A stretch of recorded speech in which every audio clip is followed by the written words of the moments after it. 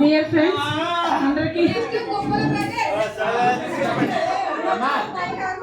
అందరికీ good afternoon.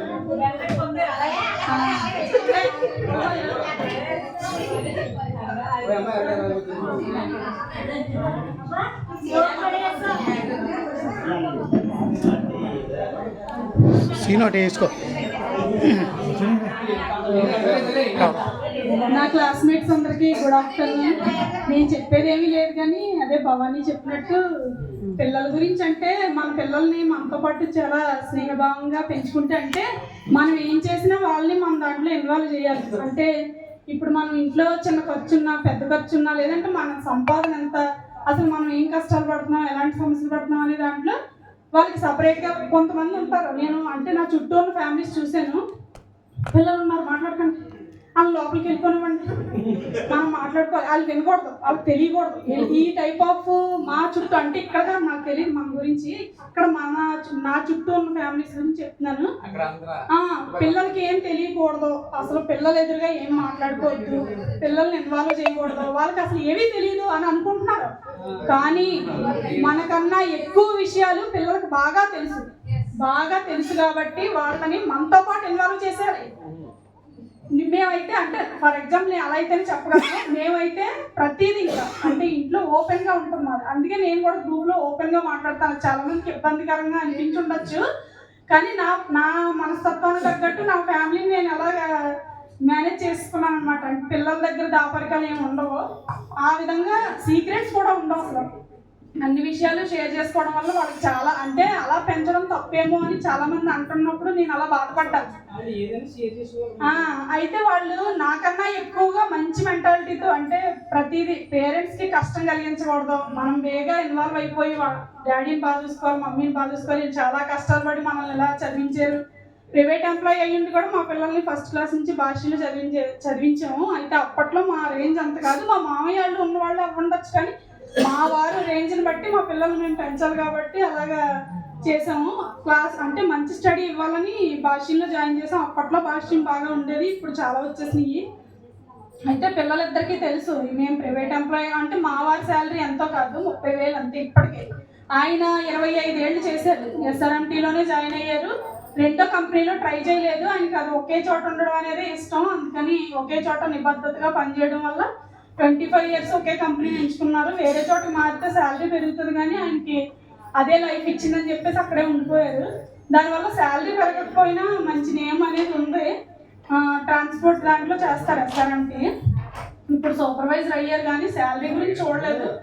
Work మంచిగా ఉండి మనం చేసే చోట మంచి నేమ్ ఉంటే అదే వాళ్ళకి సాటిస్ఫాక్షన్గా అనిపిస్తుంది. కొంతమందికి వాళ్ళ నాన్నగారు ఎంప్లాయీ కాబట్టి కొంచెం చేదోడు వాదోడుగా మాకు బాగానే హెల్ప్ అయింది. మా పిల్లలకు మాత్రం ప్రతి విషయం చెప్పడం వల్ల ఫ్రెండ్లీ మూమెంట్ అనేది వాళ్ళకి అలవాటైంది. ఇప్పుడు పేరెంట్స్ అంటే చాలా మంది పిల్లలు అర్థం చేసుకోవట్లేదు, తల్లిదండ్రుల్ని తప్పుగా అనుకుంటున్నారు, లేదంటే వాళ్ళకి ఈ ఏజ్ వచ్చిన తర్వాత తల్లిదండ్రులకి చేదోడు వాదోడుగా నిలబడాలనే విషయం మనం ప్రత్యేకించి నేర్పించాల్సి వస్తుంది. అలా కాకుండా మనం చిన్నప్పటి నుంచి అన్నీ షేర్ చేస్తే పేరెంట్స్ మనం హెల్ప్ అవ్వాలి, త్వరగా చదువు పూర్తయిపోగానే వాళ్ళకి అన్నీ మనమే చూడాలనే విషయం అయితే అర్థమవుతుందని నేను నా పెంపకంలో తెలుసుకున్నాను. అది నా ఫ్రెండ్స్తో షేర్ చేసుకుంటున్నాను. సరే, పిల్లలు ఆడపిల్లలైనా మేము ఎప్పుడు ఫీల్ అవ్వలేదు, వాళ్ళే మా పిల్లల్లాగా మాకు చాలా అన్ని విషయాలు బాగా చేస్తారు. మా బర్త్డేలేటి మా సెలబ్రేట్స్ కూడా వాళ్ళే చేస్తారు. ప్రస్తుతానికి అయితే హ్యాపీ ఫ్యామిలీ, చిన్న ఫ్యామిలీ. అలాగే ఉన్న మిగతా ఫ్రెండ్స్ కూడా వచ్చి వాళ్ళు అంటే ఇక్కడ పంచుకోవడానికి ఏముంది, అందరికీ అన్ని విషయాలు తెలుసు, రాజకీయాలు తెలుసు, చాలా విషయాలు తెలుసు, కానీ ఫ్యామిలీ విషయాలు అనేవి ఫ్యామిలీని ఎవరు ఎలా రన్ చేసుకుంటున్నారు అనే విషయాలు అయితే తెలియదు కాబట్టి అవే మాట్లాడుకుంటే బాగుంటుంది. భవానీ చెప్పినట్టు అంటే కొంతమంది చెప్పలేరు, వాళ్ళ పిల్లలతో కొన్ని పడతారు, లేదంటే చాలా మంచి విషయాలు ఉంటాయి, చెడ్డ విషయాలు ఉంటాయి, చెప్పుకుంటే తప్పలేదు. వీళ్ళంతా బయట వాళ్ళు కాదని నేను ఫీల్ అవుతున్నాను. అందువల్ల నేను అలా అంటే పిల్లల విషయంలో అయితే నేనైతే బాగానే సక్సెస్ అయ్యానేమో నా ఫీలింగ్. అయితే మా పాప మ్యారేజ్ విషయంలో ఏంటంటే అది అంటే నా స్నేహితులు కాబట్టి పంచుకుంటున్నాను. నేనేంటంటే అవతల వాడు ఉన్నవాడా లేకపోతే ఏముందా గొప్ప జాబా ఇవేం చూడలేదు. మా వారిని నేను చేసుకునేటప్పుడు ఆయన 3,000 శాలరీ జస్ట్ SRMT. మా అమ్మ ఏమీ చూడలేదు. మేనమామ కొడుకు అంటే అన్నయ్య కొడుకు బాగా చూసుకుంటాడులే, అన్నయ్యకి జాబ్ ఉంది, మా అన్నయ్యకి ఇచ్చేసుకుంటున్నాను అనే ఫీలింగ్తో ఇచ్చింది. అప్పట్లో అలాగా చేస్తే వాళ్ళు మ్యారేజెస్. ఇప్పుడు జాబు, ఇల్లు, ఆస్తులు అన్నీ చూస్తున్నారు. అసలు పెళ్ళి అయ్యేసరికి ఏజ్ కూడా అందుకే అయిపోతుంది. చాలా ఎంచుతున్నారు, అబ్బాయిలేట్ అమ్మాయిలేట్ అన్ని ఎంచుకుంటున్నారు. కానీ అప్పుడు నేను కూడా ఏమి ఎంచుకోలేదు, మా అమ్మ చెప్పినట్టు వినాల్సిందే వినేసాను, వెంటనే పెళ్లి చేసేసారు. ఇప్పుడు మా వారి శాలరీ, మా వారి జాబ్ గురించి నేను గొప్పగా చెప్పుకోవడానికి కూడా వెళ్ళలేదు. 30,000 కానీ ఇప్పుడు విలువలు కూడా మారిపోయినాయి కదా. 30,000 అంటే ఏం కాదు. అదే అంటున్నాను, మనతో పాటు మన విలువలు కూడా మారిపోయినట్టుగా. అయితే మా పాప విషయంలో నేనేమనుకున్నానంటే ఏం లేకపోయినా పర్లేదు, ఏదో ప్రైవేట్ జాబ్ మంచిగా చేసుకుంటున్నాడని చెప్పేసి మనం ఉన్నత భావాల కొద్ది ఆలోచించేనే తప్ప జాబ్ ఆస్తి చూడలేదు. అలా చేసినా సరే ఆ అబ్బాయి నిలబెట్టుకోకుండా, అర్థం చేసుకోకుండా తను తప్పిపోయాడు అన్నమాట. ఈ విషయంలోనే కొంచెం ఫీలింగ్. ఇప్పుడు అదేమీ లేదు కూడాను. మా పాప కూడా హ్యాపీగా అందులోంచి బయటకు వచ్చింది, హ్యాపీగానే ఉన్నాం. ఆ విషయంలో అయితే నేను మీతో షేర్ చేసుకోవడంలో తప్పు లేదని షేర్ చేస్తున్నాను. ఇందాక చెప్పాను, మా పెద్ద పాప ప్రైవేట్ జాబ్ లోనే చేస్తుంది, ఇంటికి దగ్గరలోనే. మా చిన్న పాప ఏమో BCA చేస్తుంది, చెప్పాను కదా ఆల్రెడీ. ఇంకేముంది, అది ఏముంది ప్రైవేట్ జాబ్ లోనే కదా. అంటే పార్టీ అనేది ఏం లేదు. మళ్ళీ మనం అందరం అనుకుంటున్నాం, పిల్లల మ్యారేజెస్ అయితే అందరినీ కుటుంబాల కన్నా చుట్టాల కన్నా మన స్నేహితులు ముఖ్యం కాబట్టి ఈసారి అందరినీ ఇన్వైట్ చేసి అందరి సమక్షంలో అదే పార్టీ తప్ప ప్రత్యేకించి పార్టీలే ఉంటాయి. ఇప్పుడు చేసుకున్న దానికన్నా ఏం పార్టీ ఉంటుంది? 25. Okay, thank you. పొద్దుట మాట్లాడేటప్పుడు నేనేం మాట్లాడలేదు, కొంచెం బాధగా వచ్చిన ఆవేశంలో ఉన్నాను నేను. ఏంటంటే కొంచెం మన ఫ్రెండ్స్ కొంచెం ఏదైనా ప్రోగ్రామ్ పెట్టడం కొంచెం లేట్ అవ్వండి. అది ನೀವು అర్థమని చెప్పండి, చేసి వాళ్ళు ఉన్నారు మనకి. నిజంగా మన సీనియర్లు జూనియర్లు కూడా చాలా మంది ఉన్నారు. మరి మీరు బాగా చేసుకుంటారు ప్రోగ్రాంలో, మీరు బాగా చేసుకుంటారు, చాలా బాగా జరిగితే ఎలాగవుతారో ఏంటో బాగా చేసుకుంటారంటే అది డబ్బుతో అయిపోయే పని కాదు. కొంతమంది మన దాంట్లో కొంచెం మంది 4-5 మంచి ఓపుకున్న వాళ్ళు ఉన్నారు. నిజంగా ఇలాంటి వాళ్ళు ఈ ప్రోగ్రాం జరగడం కారణం మనకన్నా సీనియర్లు జూనియర్లు కూడా చాలా మంది ఉన్నారు. జరగట్లేదు, అవసరమైతే డబ్బులు ఒకటి పెట్టుకుని కెపాసిటీ ఉంది, కానీ జరగదు.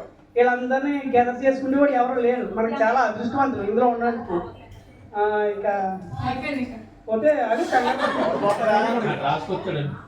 అయితే మా పిల్లల, నా భార్య శివమ్మ, నా భార్య పేరు. పెద్ద అబ్బాయి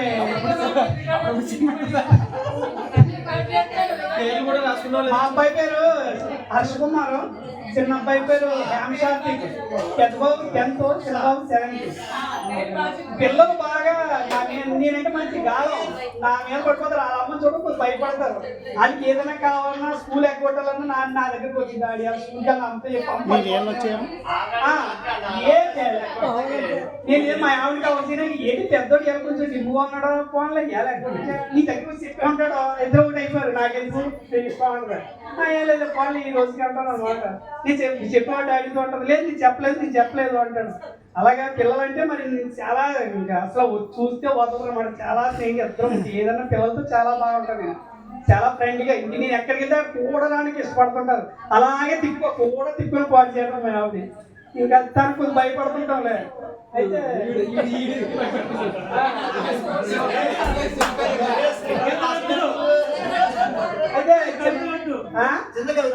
చిన్ననాటి గుర్తులు చిన్నవి నాకు కొంచెం చెప్పాలని రాత్రి నిద్ర పట్టలేదు. రాస్తుంటే భయం వేస్తుంది మిమ్మల్ని అందరినీ చూస్తుంటే. కొంచెం బెదిరినా బెదరకపోయినా మీ అందరూ నా ఫ్యామిలీ కుటుంబం లాంటిది మీతో ధైర్యంగా చెప్పుకోగలుగుతున్నాను.